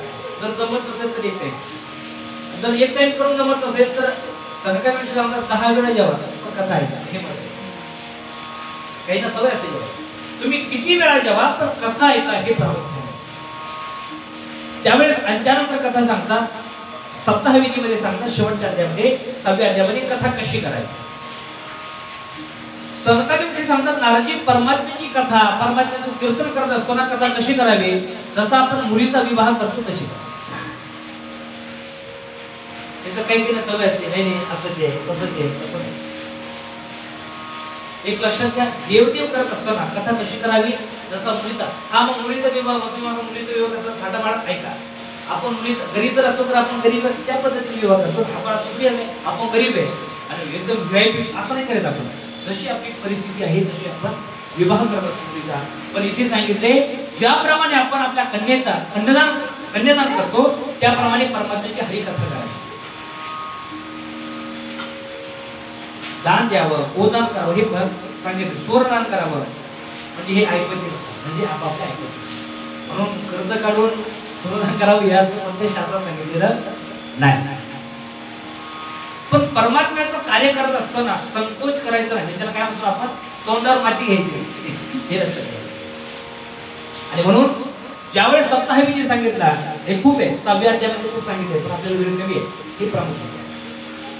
सप्ताह विधी सांगितल्यानंतर प्रधात स्थालधारी तरी लगत तया चोद्धव कांसधारी विनाधारी स्वरर्षी स्वर कुशल तया राग करतो जनो भूत इंद्रोवादी मृदंगम जय जय सुतरा कीर्तने ते कुमारा यतावे भाव भक्ता सरस्वर जया व्यासपुत्रो बभूव ननर्थ मध्ये त्रिकमेव तत्र भक्ताधिकं नाम वस्तुतेजसा अलौकिकं कीर्तनमेति दीक्षा हरि प्रसन्नोपि वजो प्रब्रवी.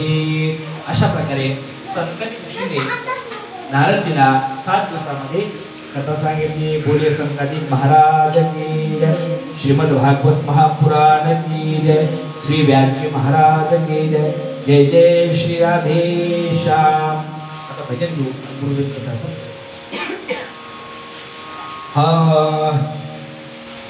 विठ्ठल माझा माझा माझा माझा माझा विठ्ठल माझा मी विठ्ठलाचा. विठ्ठल माझा माझा माझा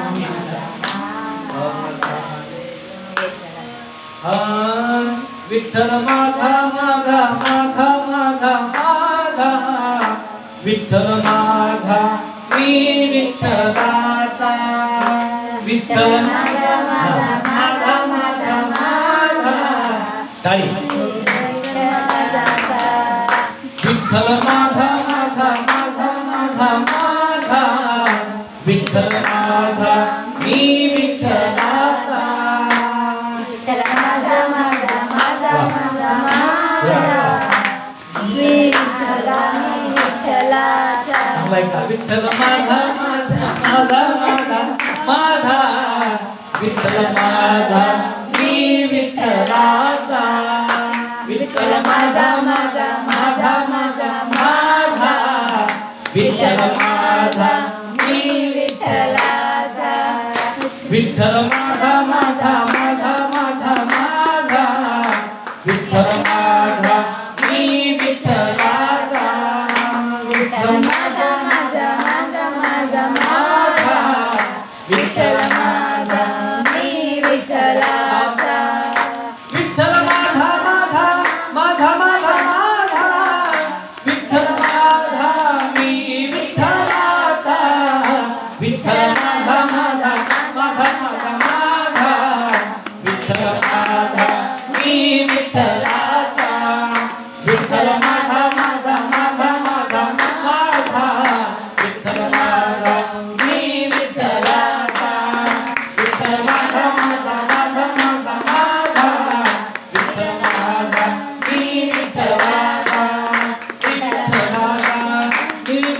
माता जय जय श्री राधे जन्माद्यस्य यदुर्वयादितरत्यात् शुभस्य स्मराट् तेने ब्रह्महृदायादि कवये मुह्यन्ति यत्सूरजः तेजो वारिं मृदां यथा विनिमयो यत्र सर्वो पुरुषः धाम्ना स्वेन सदा निरस्तत्वहं सत्यं परम धीमहि. आता लक्ष द्या. आतापर्यंत आपण काय सांगितलं? कथा सुरू झाली त्यावेळेस शौनकादी ऋषीने प्रश्न केला होता आमचं अज्ञान दूर करा. मग अज्ञान दूर करण्याकरता काय करायचं? म्हणजे भागवत ऐकायचं. म्हणजे हे भागवत सामान्य नाही, चांगलं आहे बरं. एकदा देव लोक आले होते, त्या देवांना सुद्धा हुसकावून लावलं शुद्ध भगवंतांनी भागवत दिलं नाही 7 दिवस. मग शौनकादी ऋषीने प्रश्न केला हे 7 दिवसाची परंपरा कधी सुरू झाली? म्हणजे ही परंपरा शौनकादी ऋषीने सुरू केली ही नारदने सांगितली. आणि मग ही कथा सांगत असताना शौनकादी ऋषीने नारदने कथा सांगितली. ही कथा इथे पूर्ण विराम आहे. आता दुसरे प्रश्न विचारतात शौनकादी ऋषी आणि त्याचं उत्तर आहे.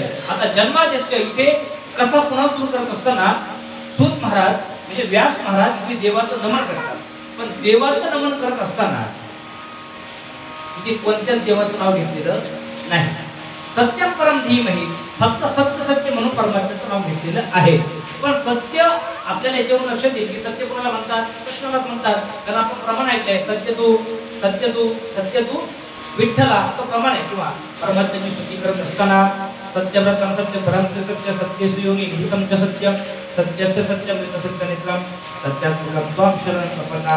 सत्य जर म्हणलं तर परमात्म्याचं नाव सत्य आहे म्हणून कृष्ण परमात्म्याला इथे वंदना करतात. परमात्म्याचं मंगलाचरण झाल्यानंतर पुढे महाराज धर्माची व्याख्या सांगतात आणि भागवत श्रवणाचा अधिकारी कोण आहे याचं वर्णन करतात. मुख्य आहे एवढी गोष्ट सांगतो आपल्याला. पहिल्या श्लोकामध्ये परमात्म्याचं स्तुती केली. दुसऱ्या श्लोकामध्ये भागवत श्रवणाचा अधिकारी सांगितला. म्हणजे भागवत कोण ऐकू शकतो? महाराज सांगतात धर्म पूज्य जगत परमो निर्मत्सरानाम सता.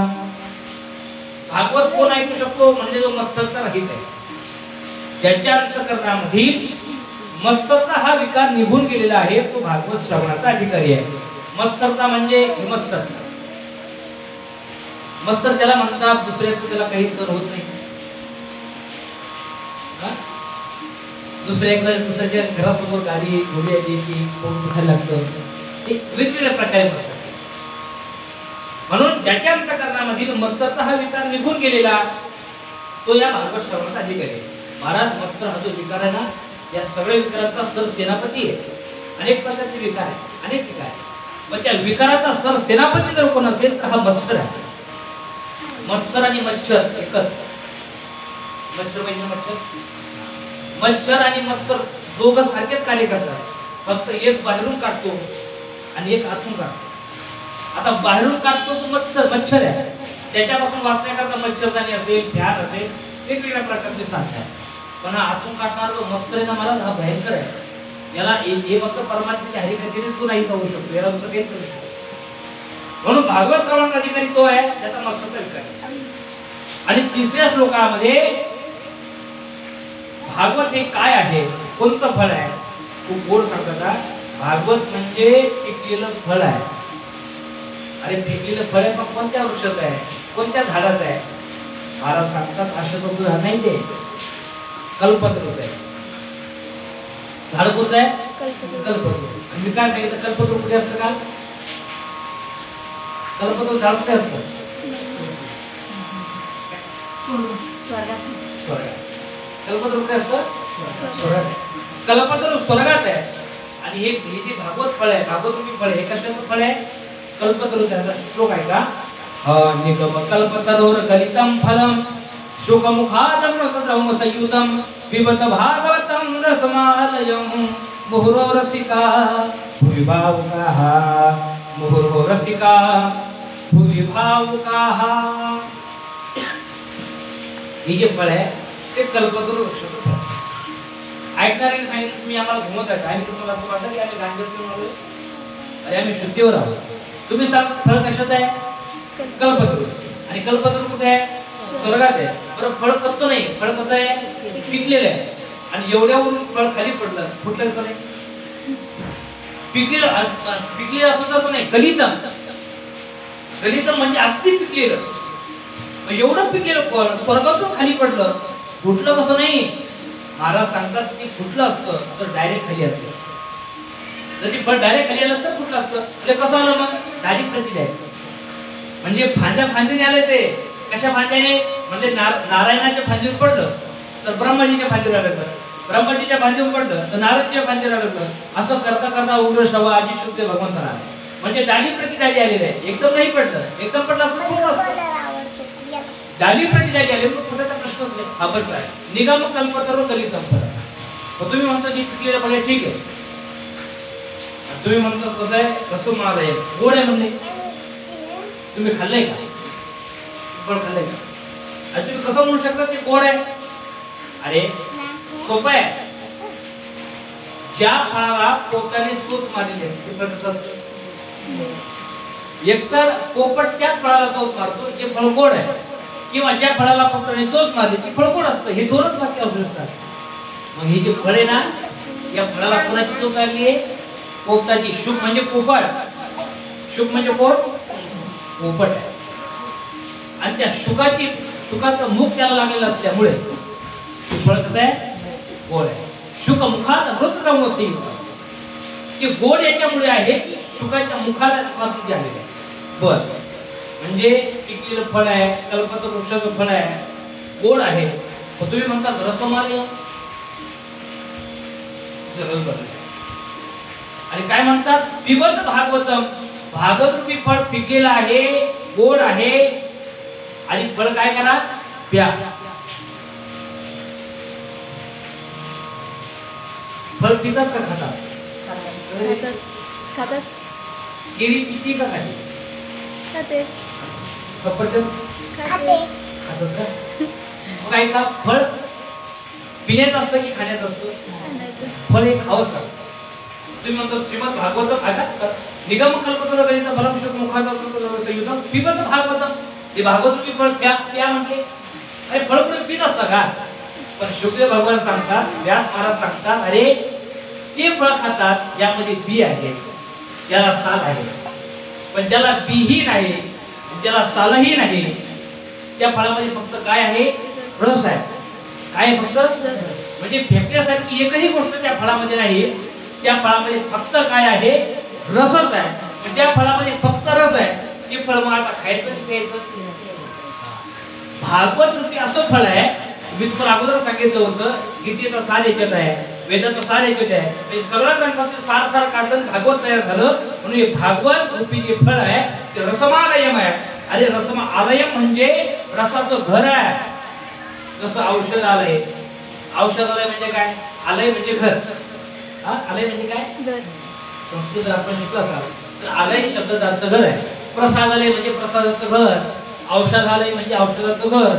तसं हे काय आहे, रसमालय म्हणजे हे भागवत जे आहे हे रसाचं आलय घर आहे. म्हणून तुम्ही ते प्या. बर ठीक आहे, आम्ही पिऊ बा.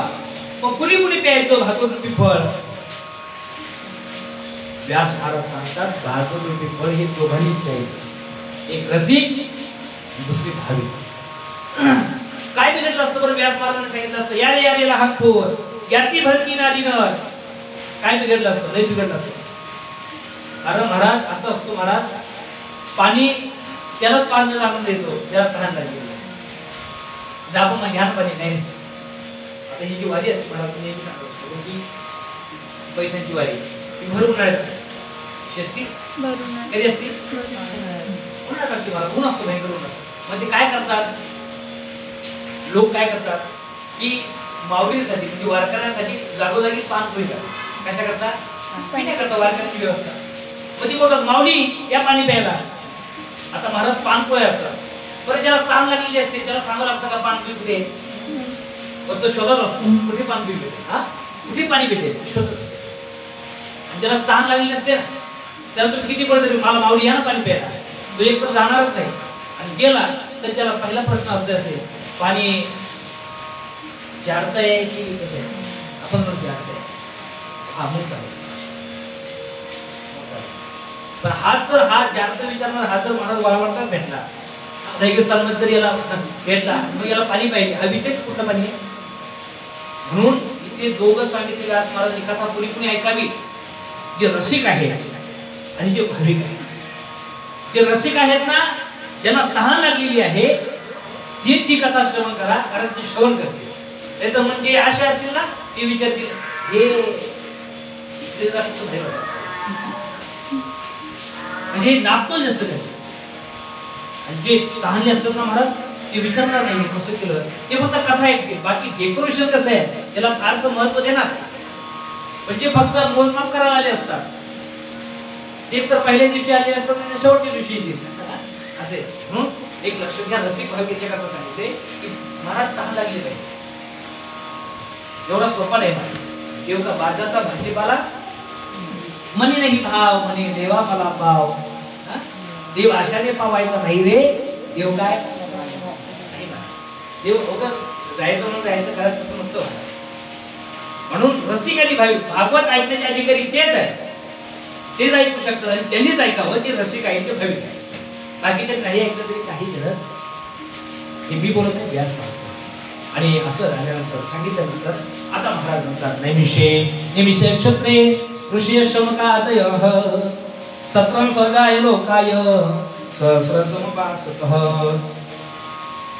1000 वर्षाचं सत्र चालू होतं ज्यावेळेस महाराज कथा सांगतात त्यावेळेस. आणि कथा सांगत असताना शौनकाची ऋषी कथा ऐकत असताना शौनकाची ऋषीने सूत महाराजांना 6 प्रश्न विचारले. आणि या 6 प्रश्नाचे उत्तर देत देत 18,000 श्लोकांची संहिता म्हणजे संपूर्ण भागवत आहे. हे संपूर्ण भागवत म्हणजे या 6 प्रश्नाचे उत्तर आहे. पहिला प्रश्न विचारला शौनकादी ऋषीने, मानवाचे कल्याण कशाने होईल, मानवाचे कल्याण कशाने होईल. दुसरा प्रश्न विचारला, शास्त्र अनेक आहेत, अनेक शास्त्र आहेत, परंतु संपूर्ण शास्त्राचं सार काय आहे. तिसरा प्रश्न विचारला, भगवान अवतार का घेतात, कर्तुम अकर्तुम अन्यथा कर्तुम असा असणारा परमात्मा. अरे परमात्म्याच्या एका संकल्पाने रावणासारखे जन्माला येतात, तर त्याच्या दुसऱ्या संकल्पाने रावणासारखे मरू शकत नाहीत का. मग जर त्याच्या संकल्पाने रावणासारखे मरू शकतात तर परमात्मा अवतार का धारण करतात, हा प्रश्न विचारला. चौथा प्रश्न विचारला, भगवंताचे किती, कोठे व कसे अवतार झाले. पाचवा प्रश्न विचारला, जीवनाचं परम लक्ष्य काय आहे. आणि 6वा प्रश्न विचारला, परमात्म्याने लीला झाल्यानंतर, भगवान निर्धामाला गेल्यानंतर धर्म कुणाला शरण गेला, असे 6 प्रश्न. आणि या 6 प्रश्नाचे उत्तर देत देत आता सुखी महाराज 6 प्रश्नाचे उत्तर देतात. आणि हे 6 प्रश्न विचारल्यानंतर महाराज या 6 प्रश्नाचे उत्तर द्या असं म्हटल्यानंतर सूत महाराजांना आपल्या गुरुची आठवण झाली. म्हणजे ऐका, थांबा गुरु, माझ्या गुरुची स्तुती करू द्या, माझ्या गुरुचं नमन करू द्या. आणि मग आता नमन करतात. नमन करत असताना आता शुद्ध भगवंताची कथा ते सांगतात ना, ऐका. नमन करतात. यह स्वानुभाव मत्तीन स्तुतिसारमेक मध्यात्मदीप मदिदर्शनां तमोन्धम संसारिणां करुणयाः पुराणभूयं व्यास गुरु मुनीनाम. श्री शुक्ल भगवंताची वंदना करतात आणि त्यांचं चरित्र सांगतात. एक लक्षात घ्या, भागवताचा श्रोता आणि भागवताचा जो वक्ता आहे हे दोघेही सामान्य नाही बरं. भागवताचा वक्ता कोण आहे, साक्षात शुद्ध भगवान. आणि वक्ता श्रोता कोण आहे, परीक्षित महाराज. हे दोघेही सामान्य नाही. या दोघांनाही आईच्या गर्भात असताना तेव्हा दर्शन झाले ना. शुक्ल भगवंताला आईच्या गर्भात असताना देवाने दर्शन दिलंय. आणि भागवताचा श्रोता म्हणजे परीक्षित महाराज, त्यांना सुद्धा आईच्या गर्भातच देवाचं दर्शन झालंय. मग दोघेही सामान्य. आता शुद्ध भगवंताची कथा अशी आहे, जन्माची कथा अशी आहे. काय झालं, मी बेड याच्यामुळे घेतोय, ते म्हणतात पुढे चालले आज कसा लेट होईल. कथा अशी आहे, काय झालं, एकदा भगवान शंकर आणि पार्वती माता कैलासावर बसलेले. कैलासावर बसले असताना भगवान शंकर पार्वतीच्या नामामध्ये रामकृष्ण हरी रामकृष्ण हरी परमात्म्याचं भजन चालू. पार्वती माता भगवान शंकरांचे पाय चेपत होत्या, दाबत होत्या. दाबत असताना, चेपत असताना, सेवा चालू असताना तिथे एका महान साधूची स्वारी आहे. नारायण नारायण. नारद महर्षी तिथे आले चेहरा सुटलेला, नमस्कार केला भगवान शंकराला, नमस्कार केला आई साहेबांना. आई साहेबांना नमस्कार केल्यानंतर आई साहेबांनी विचारलं, नारदजी तुमचा चेहरा सुकलेला बघा, कशामुळे सुकलेला आहे? नारदजीने अशी खंत व्यक्त केली, काय समजले देवी? अहो या संसारामध्ये, या परिवारामध्ये कुणाचं कुणावर प्रेम नाहीये. संसारिक सगळे महाराज स्वार्थापोटी प्रेम करतात, सगळ्यांचा स्वार्थ आहे. मायबापांवर प्रेम करतात स्वार्थापोटी, हा मला सांभाळे, सगळ्यांचा स्वार्थ आहे, मला स्वार्थ धरलेला आहे. खरं प्रेम कुणाचंच कुणावर नाहीये. पार्वती माता राग आला, हे नारदजी हे माझ्यासमोर बोलायचं, हे लोकांचं असेल, आम्ही ग्रस्ती आहोत, आमचं तसं नाही. आमचं आमच्या पतीवर प्रेम आहे आणि आमच्या स्वामींचं सुद्धा आमच्यावर अत्यंत प्रेम आहे, हे आमच्यासोबत बोलू नका. तर नारदजीने सांगितलं, मी नारद नाही तर तुमच्या घरी भांडणं लागले. प्रेम आहे हो, म्हणजे भगवान शंकर तुमच्यापासून कोणतीच गोष्ट लपवत नाही, कोणतीच गोष्ट लपवत नाही, आतापर्यंत लपवले नाही. जे मनातलं आहे ते सगळं माझ्यासमोर बोलतात. बर खरं बोल, खरं. मग तुमच्या स्वामीने तुम्हाला हे सांगितलं असेल की तुमच्या गळ्याची मुंगीची माळ आहे ती कोणाची आहे? पार्वती लक्षात आलं, बाई सगळं सांगितलं पण हे सांगितलं. आतापर्यंत सगळं सांगितलं, कोणतंच लपवलं नाही, पण हे सांगितलं नाही. पण पार्वती मला विचार करते, हे सांगितलंय पण मी विचारलं नाही ना, मी विचारलं नाही, मग काय मी विचारलं नाही तरी पण त्यांचं सांगायचं काम नाही का, असं विचार. लालबंधू झाले पार्वती, लालबंधू यांनी सांगितलं का कपटी आहेत मला. थोड्या वेळानंतर भगवान शंकराने डोळे उघडले. डोळे उघडल्याबरोबर नारदजीने सांगितलं, महादेव बोले आम्ही येतो, आमचं काम भगवान. आज नारदजी निघून गेल्यानंतर भगवान शंकराची नजर देवीकडे गेली. देवी का रागवलाय? येत नाही. पण भगवान शंकराने विचार केला, नारदजी काही विशेषच झालं असेल, कशामुळे? बोलू नका म्हणले माझ्यासोबत, महाभक्ती आहात तुम्ही. अरे झालं काय? बोलूच नका. तुम्ही सांगत होते लय प्रेम आहे, लय प्रेम आहे, कोणतीच गोष्ट लपवत नाही, कोणती गोष्ट लपवत, कोणतीच गोष्ट लपवत नाही, सगळं तुला सांगतोय. माझ्या मनात काहीच नव्हतं, माझं प्रेम आहे. तुम्ही जर सगळं सांगता तर तुम्ही हे सांगितलं की तुमच्या गळ्यात मुंगीची माळ आहे. देवी तू विचारलं नाही. अरे पण तुमचं सांगायचं काम आहे. देवी ही तुझीच आहे. जेव्हा जेव्हा तू हा देह त्यागते, हा देह सोडते, त्याच्या वेळेस माझं एवढं प्रेम आहे तुझ्यावर की तुझीच ती मुंगीची माळ माझ्याकडे आहे. मग तू रागाला पाहिजे. वा, मग तर तुम्ही महाभक्ती आहात, म्हणजे प्रत्येक वेळी मीच मरते आणि तुम्ही मरत नाही. तुम्ही कपटी आहात म्हणजे मीच मरते. असं तुम्ही काय केलं भगवान स्वामी की तुम्ही मरत नाही? आणि मग भगवान शंकर सांगतात, मी मरत का नाही?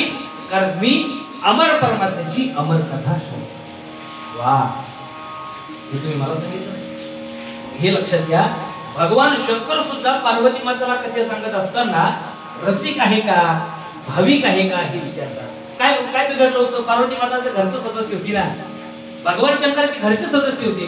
भगवान शंकरला वाटलं असं पार्वती मातेला सुद्धा आपल्या बरोबर अमर करायचं, तर करू शकत नव्हते का? पण महाराज त्यासाठी उत्कंठ असावी लागते कथा ऐकण्याची. आणि हीच वेळ होती ती पार्वती मातेची उत्कंठ. आणि मग लक्षात आलं भगवान शंकराच्या, हा आता उत्कंठ आहे, तुला अमर व्हायचंय, अमर कथा ऐकायची. हो, अमर कथा ऐकायची. भगवान शंकराने सांगितलं, काय माझे काही नियम आहे, कथा सांगत असताना माझे नियम आहे, मी जरा डोळे बंद करून कथा सांगतो. ठीक, मी कथा सांगणार आहे, पण कथा कोणीही चोरून ऐकू, परमात्म्याची कथा ही समोर बसून ऐकू. म्हणून जरा पहा बरं, आजूबाजू कोणी आहे का? पार्वती माझ्या फेरफटका मारला, पण ते त्याला आपण आणलं सुखाचं पोपटाचं, आणि हे शुद्धी त्याच्यातच होते, अजून प्रादुर्भाव झालेला नाही. तो पार्वतीने विचार केला, हे अंडे म्हणले तर काय होणार आहे, एवढं कसं ऐकणार आहे? स्वामी कोणीच नाही, सांगा. भगवान शंकराने सांगितलं की सांगतो, पण मी डोळे बंद करून सांगणार आहे. आणि मी तुम्हाला अगोदर सांगितलं की निद्रा देवी कथा सुरू व्हायची अगोदर इथे येऊन बसते, ती वाट पाहत असते कुणाच्या डोक्यात बसायचं, कुणाच्या डोक्यात बसायचं. आणि म्हणून भगवान शंकराने सांगितलं, मला कळायला पाहिजे की तुला झोप लागली काय, म्हणून अजून तो होकार. होकार म्हणजे कसं आपण रागत नाही, राजा होता हा म्हणलं की माणसाला सांगा वाटतं. आणि म्हणून तुम्हाला होकार देत चला, ठीक आहे म्हणते. भगवान शंकर डोळे बंद केले, जयघोष केला, कथा सुरू झाली. कथा सुरू झाली आणि नेमकी कथा ज्ञान वैराग्याच्या गप्पा सुरू झाल्या. पार्वती मातेला झोपला. पण परिणाम असा झाला होता, तोपर्यंत त्या शुकाच्या म्हणजे अंड्यातून प्रादुर्भाव झालेला, ते शुकाचं पिलू बाहेर आलेलं आणि ते ऐकत होतं. आणि फक्त असं असतं, मला जसं ऐकतं ना तसं ती बोलत असतो. पार्वती मातेला झोप लागली आणि तो होकार देणं बंद झाला. ते लक्षात आलं त्या शुकाच्या पोपटाच्या त्या पिलाचं, आणि तिथून पुढे ते होकार द्यायला सुरुवात करतं. तिथून पुढची कथा सगळी कथा ते शुक आहे, पोपट आहे. कथा सगळी झाली. जय घोष करा, बोलिये भागवत भगवान की जय घोष करा. आणि मग पार्वती माते जागे झाल्या. झाली कथा. भगवान शंकरांनी पाहिलं एक वेळेस म्हणताय झोपलेला आहे. तुम्ही झोपला होता? हो. कधी? म्हणजे अर्ध्यापासून झोपले. पण तुम्ही जर झोपला तर होकार कोण देत होतं? जिकडे तिकडे पाहिलं तर एक पोपटाचं पिलू दिसलं. भगवान शंकर राग आला. परमात्म्याची कथा करून ऐकली, सोडणार त्रिशूळ घेतला आणि त्या पोपटाच्या पिलाला मारण्याकरता मागे कारण कथा कशी ऐकली? अमर होण्याची कथा ऐकली, दुरून ऐकली ना. धावत पळताय ते शुकाचं पिलू, ते पोपटाचं पिलू पळत असताना सकाळची वेळ आहे. व्यास पत्नी सगळं सावरकन करत होत्या आणि हे सगळं करत असताना त्यांना सकाळी सकाळी जांभळी आली. आणि शुद्ध भगवान विचार करतात यासाठी पुढची जागा मला चांगली नाही. आणि जांभळी येत असताना जांभळी येणार तेवढ्या शुकाने त्यांच्या घरामध्ये प्रवेश केला. भगवान शंकर धावत पळत विष्णू हातामध्ये व्यास महाराज बाहेर या. काय आमचा चोर तुमच्या घरात शिरलाय. व्यास महाराज चिंता करू लागले, असं काय तुमच्या घरामध्ये चोरी करण्याकरता काय आहे? भगवान शंकराचं घर म्हणजे मला स्मशान आहे. स्मशानेश क्रीडा सहचरा. भगवान शंकराचं घर म्हणजे स्मशान आहे. स्मशान काय असतं? काहीच नसतं ना महाराज. भस्माशिवाय काय?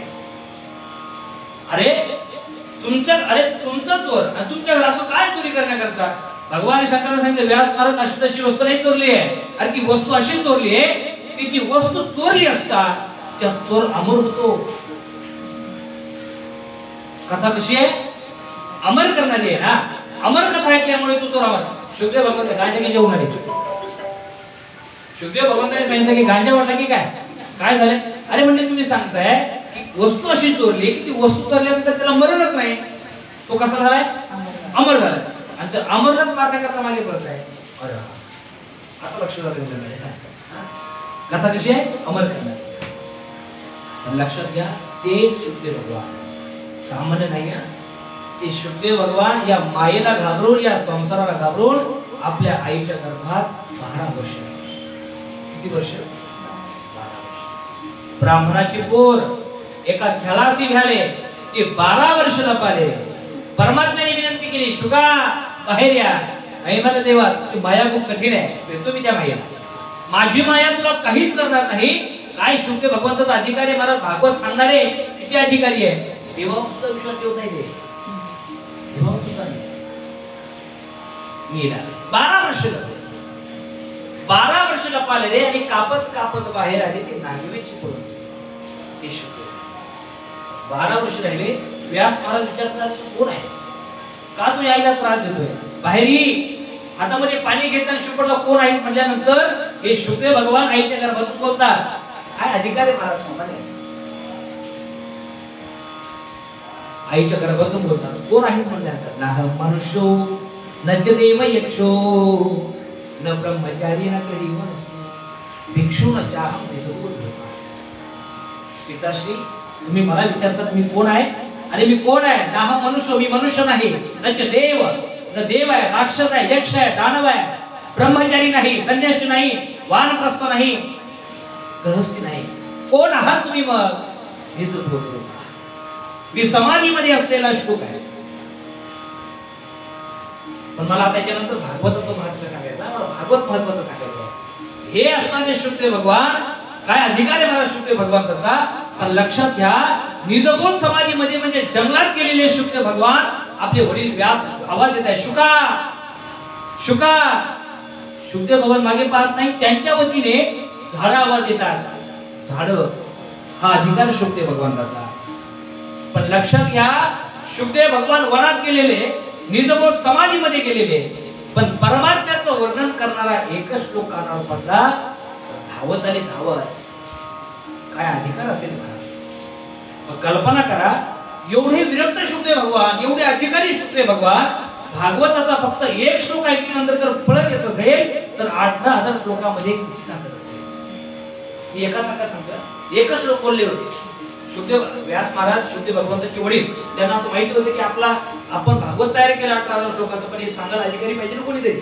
मग हा अधिकारी कोणी याचा सांगण्याचा, मग आपला मुलगा आहे त्याला बोलवलं पाहिजे, पण तो येणार नाही. मग 2 शिष्याला बोलवलं, सांगितलं हे 2 श्लोक तुम्ही घेऊन जा आणि डोंगरामध्ये बोलत राहा. हे श्लोक जर त्या शुकाने ऐकले तर 100% तो फळ देईल.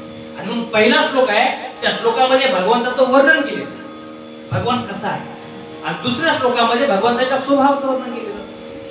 पहिल्या श्लोकामध्ये भगवान कसा आहे, लय गोड आहे, राजस सुकुमार मदनाचा पुतळा, रवी शशिकला लोपलिया, कस्तुरी मळवण. मोर मुकुट धारण केलेला आहे, हातामध्ये वासरी आहे, पिवळा पितांबर धारण केलेला आहे, गळ्यामध्ये तुळशीची माळ आहे, माशाच्या आकाराची कुंडल त्याच्या कानात आहे. गोड परमात्मा किती गोड. परहापीडम नटवर वपू कर्णयो कर्णिका, विभ्रतवास कनक कपिशं वैजयंतीं च मालां, रंध्रार वेणु रधर सुधया पुरयं गोपवृंदे, वृंदावरम्यं स्वपदरमणं प्राविशत गीत कीर्ती. त्याची कीर्ती महाराज सगळ्या लोकांत. शुद्धदेव भगवंतांनी हा श्लोक ऐकला, अरे एवढं सुंदर कोणी असू शकतं, एवढं सुंदर कोणी असू शकतं. समाधी उत्तान झाली.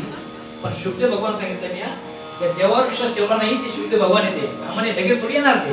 त्यांनी विचार केला हा दिसायला खूप सुंदर आहे, पण दिसायला सुंदर असलेली माणसं असायला देखील सुंदर असतीलच असं कशावर. म्हणजे जे दिसायला चांगले आहेत ते असायला सुद्धा चांगले, म्हणजे स्वभाव सुद्धा चांगला असेल असं कशावर, असा विचारच करत होते. तर दुसऱ्या विद्यार्थ्याने शिष्याने दुसरा श्लोक सांगितला. अहो बकीयं सनकालकुटं जिघांसया पाययदप्यसाध्वी, लेभे गती धात्रा चितांततोन्यं कम्वा दयालु शरणं व्रजेम. त्या शिष्याने सांगितलं, महाराज अरे हा सुंदर तर एवढा आहे, पण स्वभाव याच्यापेक्षाही सुंदर आहे. तो दिसायला जेवढा सुंदर आहे ना, त्याचा स्वभाव त्याच्यापेक्षा सुंदर आहे. कसा, अरे जी पुतना मावशी विष घालून मारण्याकरता आली, तिला सुद्धा आईची गती दिली. आईची जी पुतना मारण्याकरता आली तिला सुद्धा आईची गती दिली, हा त्याचा स्वभाव आहे. आणि मग शुद्धदेव भगवान धावत आले, आणखी बोला श्लोक, आणखी बोला. शिष्याने सांगितलं आणखी 2च पाठ आहेत. आमच्या गुरुजींनी 2च सांगितले. आणि तुम्हाला जर आणखी ऐकत असेल तर आमच्या गुरुजींनी 18,000 श्लोकांची संहिता तयार केली आहे. चला, महाराज शुद्धदेव भगवान चालत नाही, धावत आहे. हा अधिकारी या भागवत. शुद्धदेव भगवान येतात आणि आता उद्याच्या सत्रामध्ये शुद्धदेव भगवान पुढे काय काय कथा आहे. सवय पुरुषा परो धर्मो यतो भक्तिर्दोक्षते, अयहुत्य प्रतिहता यत्मा संप्रसीदते. आता याच्या पुढील प्रसंग आपण पुढच्या सत्रामध्ये पाहू. आज इथेच कथेला पूर्ण करून द्या. उद्यापासून आता परमात्मा केलेला सुरू होतील आणि आनंद देणारी कथा आहे. कथा ही सगळी आनंद देणारी, पण आपल्याला सवय अशी लागली असते तर एखादा विनोद चुटकुला काय महाराज, कथा ही कथा असते, कथा ही महत्वपूर्ण आहे. आणि म्हणून उद्याच्या सत्रामध्ये गोड कथा आहे, त्यापासून आपण ऐकू. आज आधी थोडासा उशीर झाला पण खुशी घेतली. तुम्ही आलं होतं काही आज ते गृहमंत्री साहेब आले.